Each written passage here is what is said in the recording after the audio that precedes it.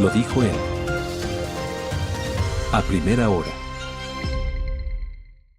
Queremos contarles detalles sobre un encuentro de carácter internacional que se va a efectuar acá, la Conferencia Regional sobre Deuda y Arquitectura Financiera, reconstruyendo las piezas hacia una nueva arquitectura financiera internacional al servicio de la vida. Para hablar de esto está con nosotros, aquí en nuestra mesa de trabajo, la economista Daniela Verdeja. ¿Cómo le va, economista? Bienvenida. Buenos días. Muy buenos días, muchas gracias por la invitación, un saludo a toda la audiencia. A usted por la gentileza de atendernos. ¿En qué consiste esta conferencia? Bueno, primero muchas gracias también por el espacio, la cobertura. Esta conferencia lo que busca es generar un intercambio, una discusión entre expertos, organizaciones de sociedad civil y movimientos alrededor del tema de la deuda, que es un tema que está en las agendas internacionales, principalmente en foros como el G20, FMI, Banco Mundial, Naciones Unidas. Y la idea un poco es discutir cuál es la situación actual del endeudamiento que está sumamente elevado en la región y qué posibles salidas podemos encontrar justamente desde una mirada regional. Y precisamente, ¿cuál es esa situación actual que sobre todo tiene el Ecuador con la deuda? Bueno, justamente Ecuador, hemos seleccionado el país de Ecuador para llevar adelante esta conferencia porque es uno de los países que tiene la deuda más elevada en la región. Quizás en términos, por ejemplo, de la deuda con el FMI, es el segundo país de la región más endeudado con esta institución. ¿Después de Argentina? Después de Argentina, justamente. Entonces, ahí vemos que hay diferentes temas que pueden abordarse también desde la mirada nacional de Ecuador, porque la situación nos lleva a ver problemas tanto por el lado del FMI como por el lado del endeudamiento externo, el canje de deuda, o, por ejemplo, el tema de las sobretasas, que son lo que se cobra en el FMI, es un cargo adicional sobre los intereses que ya tiene un préstamo regular. ¿Cuáles son esas cifras que ustedes están manejando respecto de precisamente eso, la deuda y el país, el segundo país más endeudado con el Fondo Monetario Internacional? Bueno, el endeudamiento en Ecuador, después de la reestructuración que tuvieron, ha ido reduciendo y a partir de ese punto otra vez ha vuelto a subir. ¿Hace cuántos años más o menos empieza ya a subir este endeudamiento con el FMI? Bueno, desde que inició el programa, pero particularmente podemos ver desde la pandemia para adelante.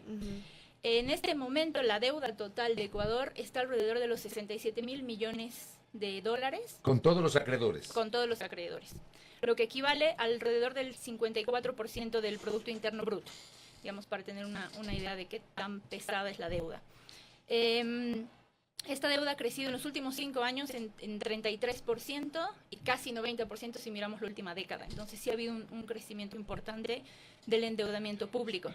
Quizás lo que me gustaría resaltar acá, y que es un desafío no solo para Ecuador, sino para la región, no solo una deuda elevada, sino el costo de esa deuda, ¿no? Es decir, qué tan pesada se vuelve la deuda después dentro de nuestras economías. Por ejemplo, cuando reembolsamos esta deuda, qué tan pesado es eso en el presupuesto público. Entonces ahí si quieren un dato de Ecuador, alrededor del 21% de lo que recibe Ecuador como ingresos fiscales es destinado a repagar esta deuda y alrededor del 20% del presupuesto se destina a pagar la deuda. Entonces, si uno compara el monto que destinan los países a pagar la deuda versus lo que destinan a para invertir, inversión social, por ejemplo, vemos que ya ha sobrepasado. Es decir, se está pagando más por deuda que por educación. frente a esa realidad que usted está señalando, ¿qué se puede hacer? Bueno, de eso es de lo que va a tratar la conferencia, tratar de buscar salidas. Alternativas. Y creo que sí. ¿Sí las hay? Sí, por supuesto que sí. Y creo que va por dos lados. Hay algunas soluciones que podrían ser más inmediatas en un corto plazo, pero es importante también pensar en temas estructurales, porque por más de que recibamos algún tipo de solución en el corto plazo en términos de generar mayor espacio fiscal, mayor liquidez, si no se resuelven los problemas de fondo, después de unos años nuevamente vamos a reincidir en un problema de deuda, ¿no? Entonces, si ahí quisieran comentar alguna de las soluciones, por ejemplo, para el caso de América Latina, proponemos que se reduzca el costo del financiamiento, ¿no? Entonces ahí hay diferentes iniciativas, pero lo que vemos es que las tasas de interés en este momento están generando mucha presión. América Latina paga casi 3 veces más que, por ejemplo, economías desarrolladas solamente por intereses, no tanto el tema del monto de la deuda, sino solamente por intereses.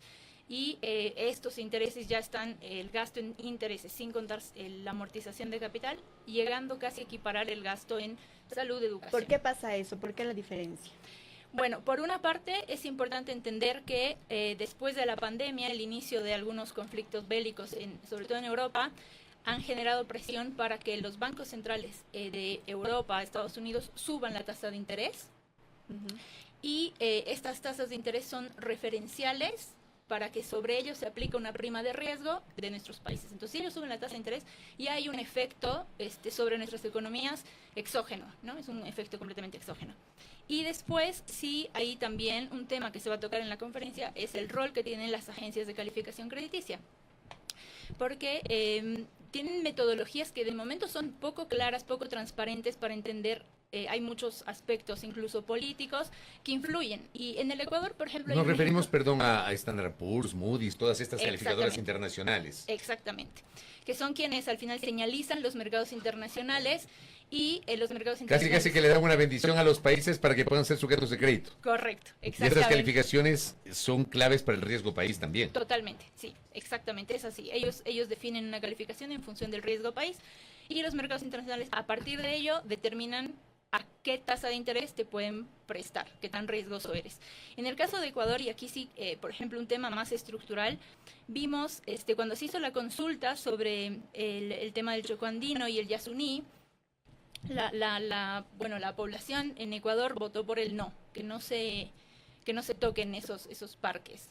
Y ante esa respuesta, Moody's, si no estoy mal, una de las calificadoras sacó una nota y dijo, bueno, estamos preocupados porque Ecuador no sabemos si va a poder generar suficientes ingresos para repagar su deuda en el futuro, entonces vamos a revisar la calificación. Pero es un tema de, sí es importante generar la capacidad de repagar la deuda, pero también es igual de importante conservar nuestros parques, nuestras áreas naturales, nuestro medio ambiente, ¿no? Entonces, ahí hay un trade-off importante en el que vemos que las instituciones financieras priorizan mucho más el tema económico, pero quizás no es lo más relevante, ¿no? En este momento estamos atravesando una emergencia climática a nivel mundial y creo que también hay que darle la prioridad de vida. Muy interesante, Daniela. Estos temas hay que abordarlos, estos temas que hay que profundizarlos y por eso la importancia de esta conferencia regional sobre deuda y arquitectura financiera, hablando justamente sobre Ecuador y el panorama reciente de la deuda.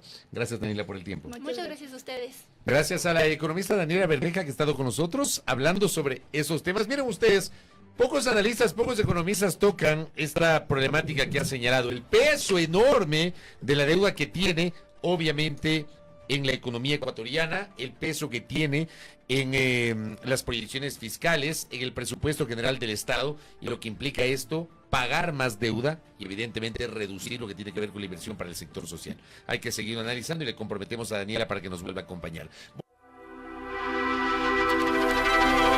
Primera plana. Todas las noticias, todas las voces.